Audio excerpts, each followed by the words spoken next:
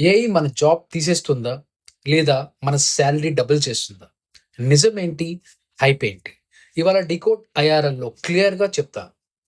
Present time artificial intelligence ఫాస్ట్‌గా develop అవుతుంది. చాట్‌బోట్స్, automation tools, coding AI చాలా కంపెనీస్ కాస్ట్ తగ్గించడానికి ఏఐ యూజ్ చేస్తున్నాయి. Routine jobs like data entry, basic coding, customer support లాంటివి రిస్క్‌లో ఉన్నాయి. కానీ ఇది ఫుల్ నెగెటివ్ స్టోరీ కాదు. ఏఐని యూజ్ చేసే వాళ్ళకి డిమాండ్ పెరిగిపోతుంది. ఏఐ టూల్స్ నేర్చుకునే students, content creators, developers, marketers వాళ్ళ ఇన్‌కమ్ ఇంక్రీజ్ అయ్యే ఛాన్స్ ఎక్కువ. ఇండియా ఐటీ సెక్టర్ కూడా ఏఐ ఇంటిగ్రేషన్ మీద ఫోకస్ చేస్తుంది. సో, ప్రాబ్లమ్ ఏఐ కాదు.